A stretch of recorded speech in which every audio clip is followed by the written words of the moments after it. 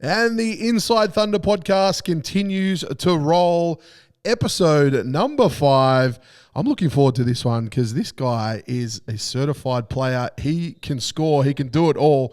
He's a big three-point threat, which as a commentator is my favorite because you can carry on for three. I like two players, guys that can dunk and guys that can shoot threes. Yeah. So as a commentator, that's the best. So welcome to the podcast, Tana Kopa. Thanks for having me. Appreciate it. Now, Tana, you've made your way over from sunny Perth. Talk to us about, I've gone ahead of myself here. We have a question that we ask all of our guests before we start the podcast, and it's a great question. We know how good you are at basketball. So what's your greatest sporting achievement that's not basketball?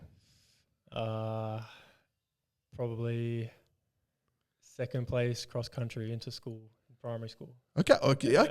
Yeah. We're taking it back. Primary school. Yeah. Grade 6. Yeah, big cross country guy. Yeah, okay. Yeah. Still love your long distance running? Nah, I haven't been on a run in a long time. Yeah, okay. Yeah. Now it's just short stuff up and down the court, 94 feet, that's it. That's it.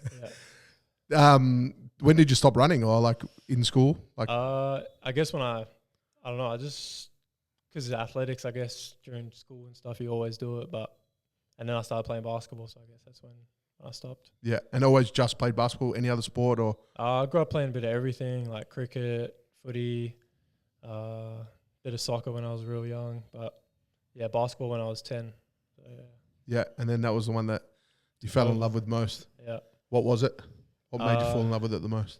Well, I was a big footy guy, but then tackling was too much. I was like, nah. So I had to pick between one or two. I was like, yeah, definitely basketball. More longevity. Yeah, definitely. It's an interesting one. I was talking with Ash Arnott, obviously your coach. He was a big footy guy. His greatest sporting achievement, not basketball, was he won 2 junior best and fairest. Under 12, under 14s and under 16s. Mm-hmm. But he stopped basketball for the same reason. He stopped footy for the same reason and picked basketball. Yeah. And yeah, he just kept getting injured, and then basketball was a bit more. Yeah, he was bit nice more longevity. as a junior, I heard. Yeah, he was good. Yeah. And the next question we normally ask, because people will relate to it the most, but yours is out west. Your junior club, where did you start playing? Willetton Tigers. Yeah, out in Perth. Been with them my whole career. Yeah. And Willetton Tigers, NBL1 West is a conference that's a tough conference. Yeah, it's good. I like saying everyone, the top of the league could compete with anyone in other leagues, but there is a bit of a drop off compared to here, I'd say. But it is definitely a tough league. Well, a couple of seasons ago, our national champion Rockingham, in NBL1 West, they had a fantastic run, and they had a great national championship. That was the one actually in Melbourne, and they took that out. So, NBL1 West holds its own. Yeah, they got a crazy team this year too, like straight Adelaide 36ers. Yeah. Like 4 of them. Yeah, they're going hard. Yeah, and that's funny too because Rockingham's like a little ways away from. Yeah, it's like 45 south of the city. Yeah, it's out of the way. And you got to travel out there, play your game. Willetton, talk to us about Willetton. What's Willetton like for those that don't know, listening along? I don't know. It's just like your average suburb area, Now Perth's divided between north and south, right? Yeah, south of the river. Yeah. Okay, and it's very like a bit of rivalry between north and south. Yeah. Yeah. They like to say who's better and stuff. South is definitely better. South is better? For sure. And you grew up in the south? Yeah. Fantastic. Footy, you're a bit of a footy fan. 2-team town. Yeah. Freo, West Coast, or you? I don't really watch it. Someone else? Okay, you just don't watch footy? Yeah, I don't really watch it. Okay. Yeah. All right. Awesome. If you had to pick a team, you'd none at all? Definitely not a team from WA. I don't know. Maybe the Bombers, since that's Ash goes for. I don't know. Hey, that's smart. Yeah. That's smart. I like that. You got to pick the coach's team. Exactly. Yeah. Hey, you're onto it. You're onto it early. Talk to us about your journey through basketball. Obviously, you said you started when you were quite young. When did you start to know that you were quite good at it? I thought I was really good when I was younger, but I wasn't. But probably when I was 16, I thought I was getting pretty good, and then that's when I wanted to try play college basketball. Okay. And had talks with mum and dad about that. Yeah. And how was that? What was that like? It was good. I mean, they they believe in me. They were all for it. You know, they wanted me to, you know, chase my dream, I guess. Yeah. And that journey, chasing a dream, those sorts of things, obviously you've ended up in a place like Melbourne. Mm-hmm. How did that process go down? Obviously, being recruited to Keilor. How did you end up here? Well, basically, one of my coaches back home. Have you heard of Aussie Prospects? Yeah. Yep. Yeah. So the guy who runs that, Ash, is also named Ash. He hit me up. He was here doing some camp, and he said, there's some interest from a team out here. The coach was wondering if he could give me a number. So I was like, oh, yeah, for sure. Because when the season ended last year, I wanted to come out south. There's just more opportunity and tougher leagues. So then when I heard that, I was all for it. Yeah. And then, Ash hit me up. Ash Arna, Yeah. And because I believe you had a little bit of time at the Wildcats trying out for a DP. Yeah, I was like a training player with them all year. So Yeah. Preseason through to like right in the finals, Yeah. What was that experience like? It was unreal. Like experiencing that all day, like what they do, the work they put in, and recovery, and you know, even like team hangouts and stuff, just building chemistry. It was a good experience. And has that really got you the fire in the belly? Like, I guess that's part of the move out east, right? Absolutely. Yeah. Why you've come out here. Melbourne at the moment, your first impressions, like you come from a great place, Perth, beautiful beaches, great weather, and you arrive here in Melbourne. What's your first impressions?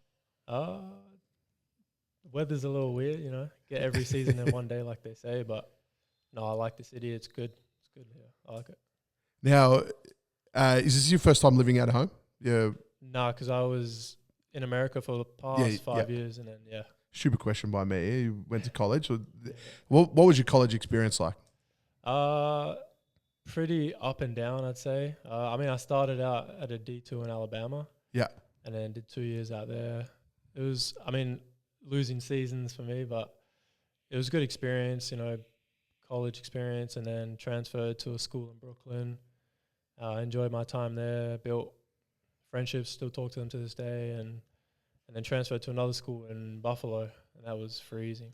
Yeah. So that was probably the worst part about it, but yeah. We talk about interesting places, and you mentioned Alabama, Brooklyn, Buffalo. Yeah. 3 places that are vastly different. Yeah, completely. Right? Yeah. Down south, Alabama, what was that like? It was pretty, how you say, like, redneck, I'd say. Yeah. Very country, but the people were great, especially in the town, Mobile. I don't know, I loved it. It was good down there. Quite hospitable. Yeah, very. And Mobile, like big town, small town? Small town. Not small town, but, you know, it's not as big as the bigger town, yeah. And then you head to Brooklyn. Mm-hmm. Now that, you know, on the outskirts of a big city, Brooklyn, energy, all that kind of stuff. Oh, yeah, I loved it. What's that like? We got to stay in apartments, which were like 10-minute walk from the Barclays Center. Yeah. So me and my roommates would just go in the city after practice, ride around on those city bikes. It's good. Yeah, cool. And you got to a few Nets games, that kind of stuff. Yeah. Yeah, even got to play in the Barclay Arena. Yeah, wow. Yeah. Yeah, talk to us about that. We played U Albany. I think we lost that game, but it was a good experience. We got to shoot around in the morning and then got to play in it later at night. And then my best friend from Perth, he flew out for Christmas. It was during Christmas time, and he sat courtside. He bought a courtside seat. Yeah, wow. It's only like a couple $100 or something, but yeah, that was good. That would have been cool having your mate courtside, running down the floor. Yeah. Yeah, awesome. That sounds like it would be an amazing experience. And then you end up in Buffalo, and the first thing you said when you mentioned Buffalo, you said it's cold. Yeah. One of my funniest stories is Marshawn Lynch. He's an NFL player. Mm-hmm. He got drafted to Buffalo, New York, right? Yeah. And he'd never been to Buffalo, heard of it because he grew up on the West Coast in California. Yeah. And he's like, oh, how good's this? I got drafted to New York. Yeah. And then he gets off the plane, and it's like 40 foot of ice and snow. Yeah. So tell us about your experience in Buffalo. Oh, it's like the snowiest city in the country. I walk into class, trying to drive to practice. It was a nightmare, but I don't know, everyone's slipping. But other than that, small town, I liked it. You know, everyone loves the Bills, the football team there. Yeah. But it was a great town. Did you jump on the Bills Mafia bandwagon? Yeah, if anyone asked, I had to go for the Bills, but I don't really pay attention to it too much. Yeah.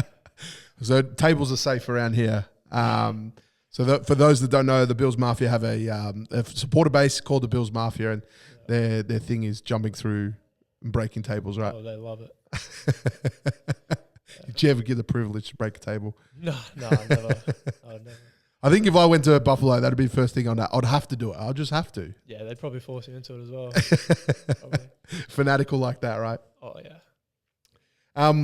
So you head over back to play senior ball for Willetton. That must be quite special to play senior basketball for a junior club where you grew up.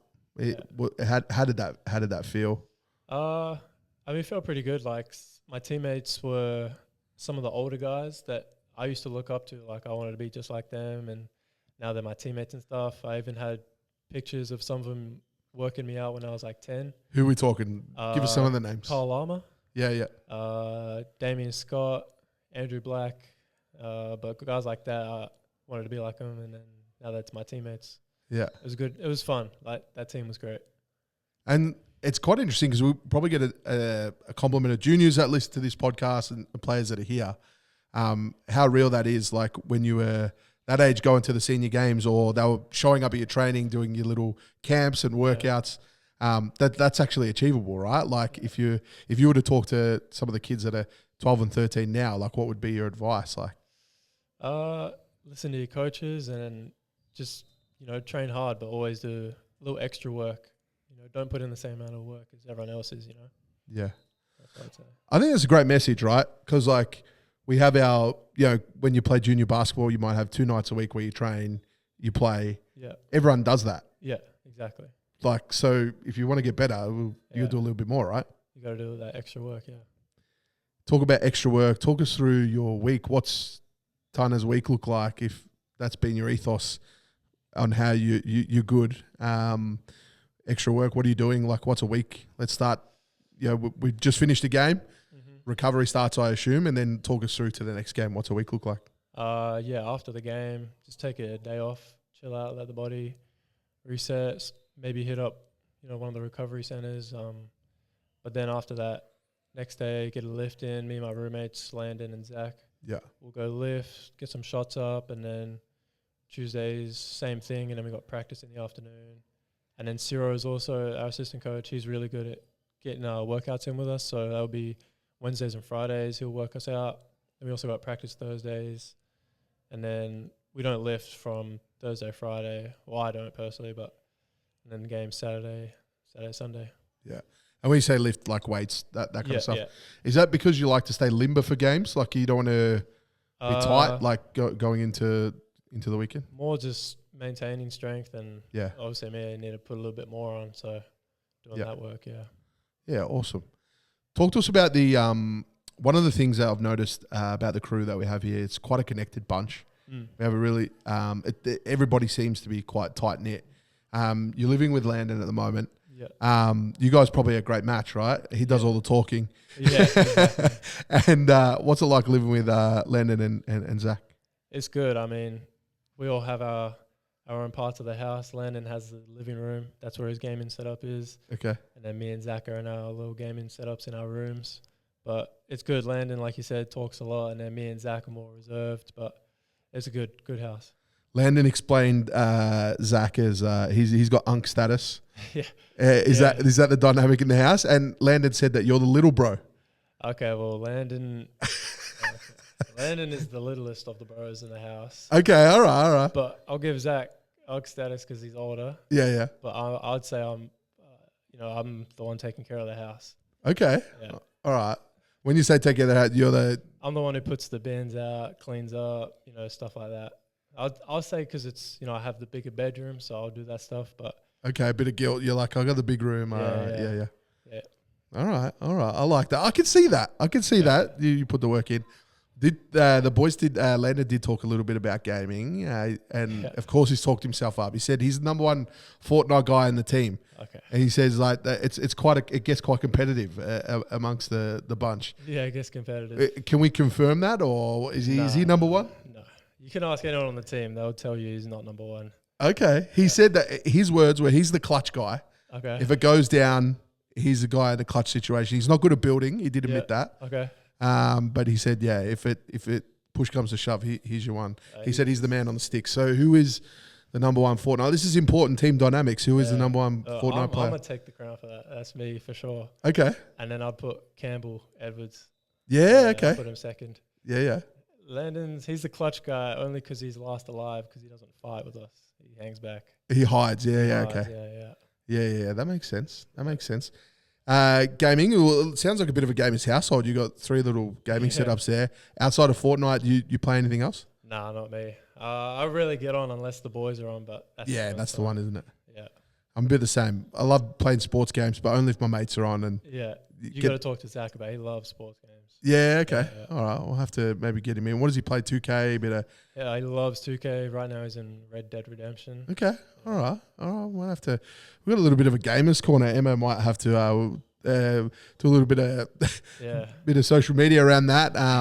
All the young kids probably love that as well. And for sure. Maybe that's what we organise. At the moment, there's competitions to win a training session with some of you guys. Maybe it should be a little battle royale with the senior men's team. It sounds like that would probably fry us. You probably, yeah. Because he even said Deng Dut, he gets into it as well. He's quite clutch. So I want to join one of these lobbies. This sounds like it'd be great fun. That would be good, yeah. Nah, Deng, he's on all the time as well. Yeah, okay. All right. Okay, the boys love their Fortnite. This is good indeed. Tana, you said obviously we touched on it a little bit earlier. You come to Melbourne for a little bit of opportunity as well. How are you finding the NBL1 South, and is it giving you that competition that you're after? Yeah, definitely. Every team is tough. Like no matter where they are on the ladder, they always have those 2 guys that carry the team, quote unquote. But even the bench, like, they're tough as well. But it's great competition. Like every game has been a tough matchup. And it's kind of met your expectations in terms of what you heard back west and you've come across, and especially those top teams like Knox and teams like that. Yeah, they're tough. Yeah. And we've got a tough little patch coming up as well. A couple of big teams. Mm-hmm. Looking forward to the challenge. Yeah, I can't wait for the game. Talk to us about your game. You're a fantastic shooter, no doubt. But being a fantastic shooter, sometimes you're only at the peril of your teammates or yourself getting in open looks. And it seems the guys look after you in that. Talk to us about how do you get open, and obviously you got a great team around you. Like how do you pride yourself on creating shots? I guess it works both ways. Like Deng and Foster are so good at getting downhill that they need to help in the defense, so that leaves me open. And then if I've hit a couple, they'll run me off some screens and then attract the defense, so that opens up the lane for them. So it goes both ways, but Ash is great at putting people in spots to get not just like myself, but whoever the shot, because whoever the defense is targeting, and it just works well. And that's how you like to play ball. Obviously, a shooter wants to get open, and that's your game. I just like to run around, find open, try to tire out the defense. like Steph Curry, like non-stop movement, but. That's what I try to do. I must say, it's a pleasure watching you shoot. Shoot the ball, you get nice revolutions on the ball. You got a great jump shot. For kids listening in, you probably didn't have that overnight, right? Like, what are you putting in to get a shot like that? Oh man, I fell in love with the shooting gun before going over. Mainly in high school, I went. Because I did a year of high school in Mississippi before I went to college, and they had a shooting machine there. And I could shoot pretty well before that, but just falling in love with putting up shots. I used to record myself, look at my jump shot, what could I tweak, the arc and stuff like that. Like I was a bit of a nerd about it, and then now it's just about getting reps in. Well, break that down for us. Like, what are you looking for when you're recording yourself? You said you're a nerd out. Like, nerd out here. Like, let's go into it all. Like coming off screens or coming off a pin down or, pin down screens, footwork and the balance and stuff, breaking down how you stop, what footwork you use, and then every jump shot. I mean, it's the same, but it's different, Yeah. So hand placement, flick of the wrist really, but that's all it is just balance and then holding that follow through. That's all I focus on really. Yeah. Yeah, that's a good point. So a jump shot coming off a screen or a jump shot from stationary on a catch and shoot, they're all different mechanics, right? Yeah. So you spend a lot of time working on those. All and different type of footwork. I've heard a lot of people talk about a jump shot actually starts, like you're kind of alluding to, from your base, like from your feet, right? Yeah. Is that kind of what you've found?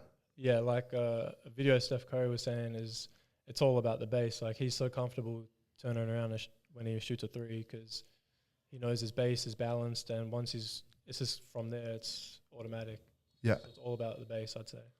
And so what are you looking for? 2 feet, planted, facing the ring? I don't know, what's your mechanic? Yeah, I like feet about shoulder width and then balance and facing the rim, Some people like it slightly off, but I like facing the rim and just... Like square right up to it? Yeah.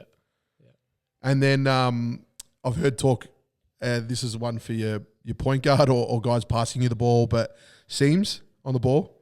I mean, are you a seam guy? Like if you can or you don't care that something doesn't go through your head? I mean, it's always preferable, but in the game, sometimes you don't even notice it. Yeah. It's funny because the NBL1 has the patch ball, right? Like it's got black and white, so you see that more. Yeah. Do you like shooting with a ball like that, or the old school orange where you I don't know. Does that make any difference to a shooter like you? That when I first got it, I hated it, but just got used to it, I guess. Yeah. Okay. And is that because of that reason? Like, when you shoot, you can see it spin different way. Like, yeah, because I mean, I know it's the exact same ball, but it's just different colors, and it was just getting in my head. But yeah, just catch on the eye. Yeah. Out west, what do they use out west? Do they have a patch ball as well, or No, it's just the one color. The one color, yeah. Okay. Because that's an interesting trademark of the competition. Like I reckon I'm a bit of a purist. I don't like it either. Yeah, I prefer the one color, but but I don't play, so my opinion's irrelevant. But yeah, that makes sense.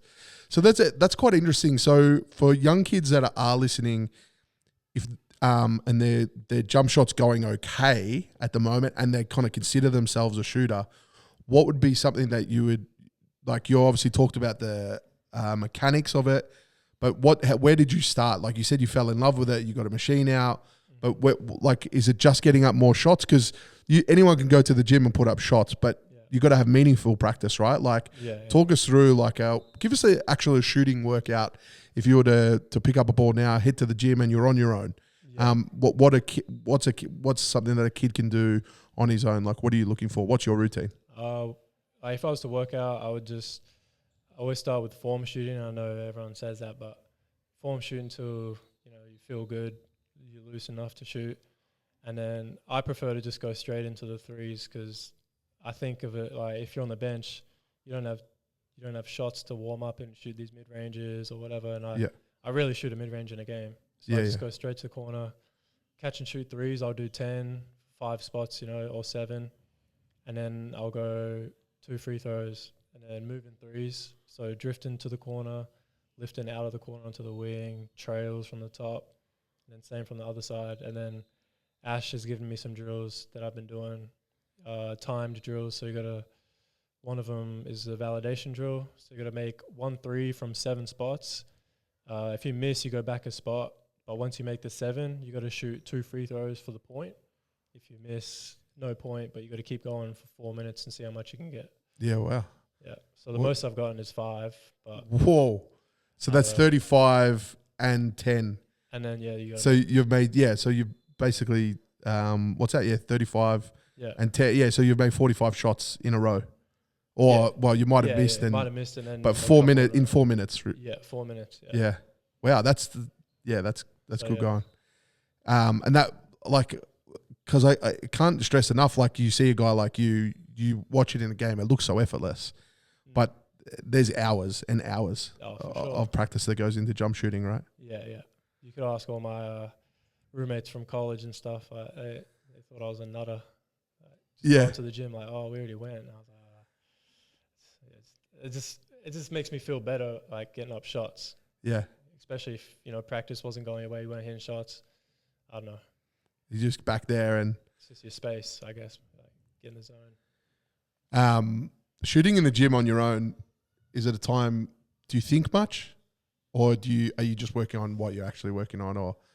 Depends on the vibe, I guess. Like if you're really there to put in the work, then it'll be pretty focused. But Yeah. if you're there to just chill out, not think about anything, then Yeah. those are good too. Because that must be a really cool place. Sometimes basketball stadiums for me are so aesthetic, and then you're on there on your own. If you're on a good court, you got great rings, stuff like that. That must be a really cool feeling to be there on your own, just putting in the work in. Especially if you got it all to yourself. Yeah. It's the best. That's awesome. Thank you so much for your insight on your jump shot and working on that, because that's so valuable. And for those listening, kids, well, you heard it from the man. You just got to shoot and practice, and reps, and then getting your feet right near your base and all that kind of stuff. What are some of the areas of your game that you would like to develop outside of your shooting? Defense for sure. Yeah.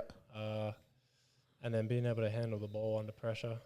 So starting with the on-ball defense, that's what I want to work on. Going against stronger guys, which is every week in the South, there's a lot of them. And then being able to help out the point guards, if they're getting doubled or in a press, just being able to help the team bring it up. Fantastic. We've got Ciro on the pod joining us in future episodes. You mentioned Ciro, great, helping you get some indies and stuff like that. Yeah. What's he like as a coach? He's a legend. He's also a nerd about it. Like he's always doing some sort of film, breaking down something. He's got a drill. He's good. How important is it to have those kind of guys backing you? Oh, it's great. Like the whole coaching staff is basketball obsessed. Yeah. Yeah, you need that. And talk to us about our head coach, Ash Arnott. Everybody that's come on the pod has sung his praises. We've had him as a guest. He seems like a legend bloke. Yeah. What's been your experience? Yeah, legend. He took us, me and my roommates, Zach and Lennon, he took us to the footy, just hanging out, grabbing some meat pies, off the court. Yeah. And on the court, he'll yell at you, you're not doing your thing, but it's all love at the end of the day. He'll let you know. Yeah. I will say it does get animated coaching, but it's constructive. Yeah. Because you see coaches, like they're yelling for the sake of it, but he's not. No, all his messages seem constructive and his feedback is great. Is that what you get from a coach like Ash? Yeah. It's all coming from a good place. Yeah. It's all supportive. And that must be so reassuring when you're out there on the floor and the advice you're getting is because in the heat of the moment of a game, right? Like your emotions are high, all that kind of stuff. And if you're getting the right advice fed to you, that must be reassuring, right? Yeah. He's always telling me, take a deep breath, or if I've missed a couple of shots, he says, I don't care. Just shoot the next one. Don't hesitate. He's great. We talked a little bit about form. We talked a little bit about there, and you mentioned taking a deep breath in game. They say that shooters will continue to shoot. If you've missed the first couple, what's your kind of mindset? How do you get out of that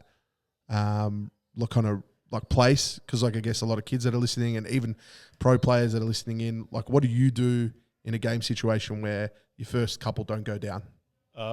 Honestly, obviously you have an initial reaction how you are when you miss a shot, but mentally I think about the quote, I forgot who said it, but it's I'd rather go 0 for 30 than 0 for 9. Yeah. So just keep shooting, because eventually I know I'm going to make them, so eventually the percentages are going to add up where I'm going to end up with more makes than misses. And you've done the hours of practice. Yeah. So that's where it helps as well, knowing you put in the work. Yeah, you've prepared. So, hey, I'm 0 for 5 right now, but my 6 is going in, and then my 6th, 7th, 8th, 9th, and 10th are in. Then you're at 50%, and that's a great game. Yeah, exactly. Yeah. Well, exactly right. If you stopped, go back to that quote that you said. If you stopped at 0 and 9, you didn't get to 9 and 18. Exactly. Because you stopped. Yeah.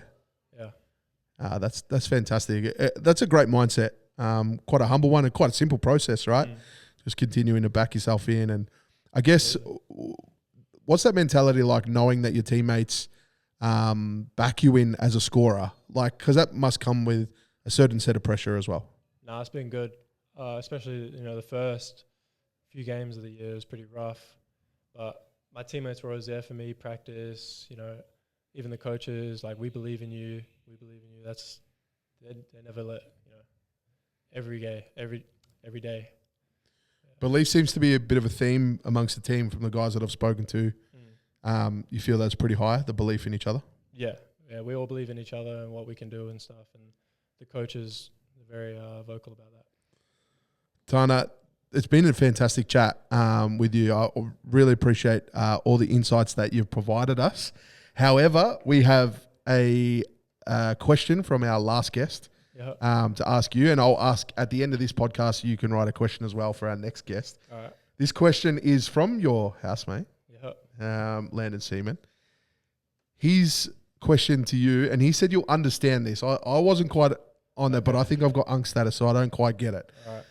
He said, what is your favorite current brain rot meme right now?